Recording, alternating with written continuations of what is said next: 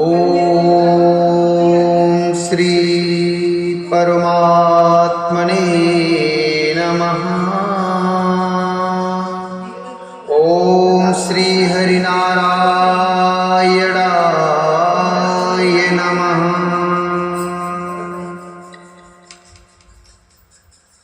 चैत्र मास कृष्ण पक्ष की पाप मोचनी एकादशी का महत्व।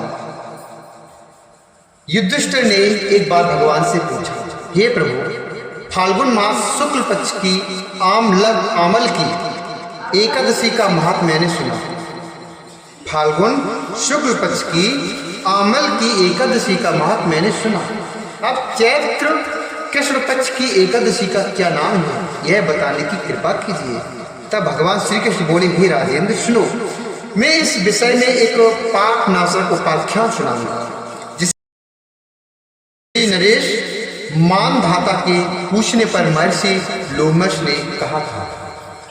मानधाता बोले, भगवान, मैं लोगों के हित की इच्छा से यह सुनना चाहता हूँ कि चैत्र मास के कृष्ण पक्ष में किस नाम की एकादशी होती है, उसकी क्या विधि है तथा उससे किस फल की प्राप्ति होती है। कृपया ये सब बात मुझे बताएं।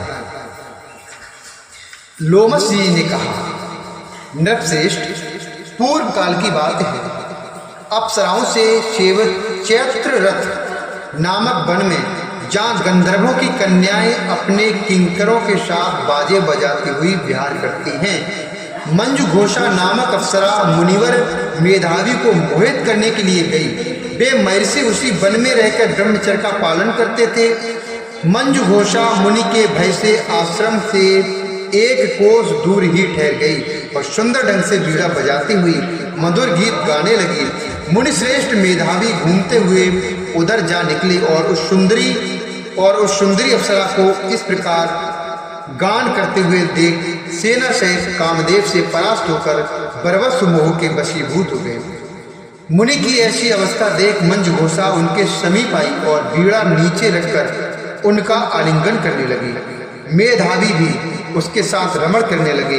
कामवश रमण करते हुए उन्हें रात और दिन का भी भान न रहा। इस प्रकार मुनि जनोचित सदाचार का लोप करके अप्सरा के साथ रमण करते उन्हें बहुत दिन व्यतीत हो गए। मंजू घोषा देवलोक में जाने को तैयार हुई। जाते समय उसने मुनि श्रेष्ठ मेधावी से कहा, ब्राह्मण, अब मुझे अपने देश जाने की आज्ञा दीजिए। मेधावी बोले, देवी, जब तक सवेरे की संध्या ना हो जाए तब तक मेरे ही पास ठहरो। अप्सरा ने कहा, विप्रवर, अब तक न जाने कितनी संध्या चली गई, मुझ पर कृपा करके बीते हुए समय का विचार तो कीजिए। मुझ पर कृपा करके बीते हुए समय का तो विचार कीजिए। लोमश जी कहते हैं, राजन, अप्सरा की बात सुनकर मेधावी के नेत्र आश्चर्यचकित हो उठे। अप्सरा की बात सुनकर मेधावी के नेत्र आश्चर्य से चकित हो उठे।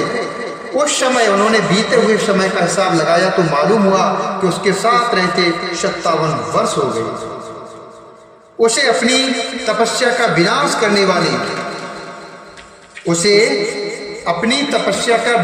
करने वाली जानकर मुनि को उस पर बड़ा क्रोध हुआ। उन्होंने साफ देते हुए कहा, पापनी, तू पिशाची हो जा। मुनि के साथ से दग्ध होकर वह विनय से नतमस्तक होकर बोली, विप्रवर, मेरे साप का उद्धार कीजिए। 7 वाक्य बोलने या 7 पद साथ चलने मात्र से ही सत्पुरुषों के साथ मैत्री हो जाती है। ब्राह्मण, मैंने तो आपके साथ अनेक वर्ष व्यतीत किए हैं, अतः स्वामिन, मुझ पर कृपा कीजिए। मुनि बोले, भद्रे, मेरी बात सुनो, यह साप से उद्धार करने वाली है। मुनि बोले, भद्रे, मेरी बात सुनो, यह साप से उद्धार करने वाली है, क्या करूं? तुमने मेरी बहुत बड़ी तपस्या नष्ट कर डाली है। चैत्र कृष्ण पक्ष में जो शुभ एकादशी आती है उसका नाम है पाप मोचनी। वह सब पापों का क्षय करने वाली है। सुंदरी, उसी का व्रत करने पर तुम्हारी पिशाचता दूर होगी। ऐसा कहकर मेधावी अपने पिता मुनिवर च्यवन के आश्रम पर गए। उन्हें आया देखकर च्यवन ने पूछा, बेटा, यह क्या किया? तुमने तो अपने पुण्य का नाश कर डाला।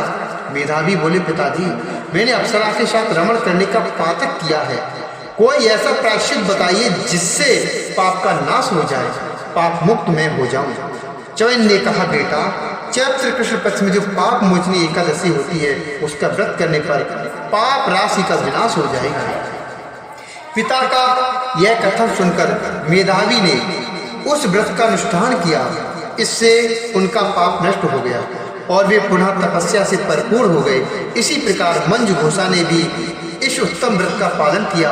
पाप मोचनी का व्रत करने के कारण वह पिशाच योनि से मुक्त हुई और दिव्य रूप धारणे श्रेष्ठ अप्सरा होकर स्वर्गलोक में चली गई।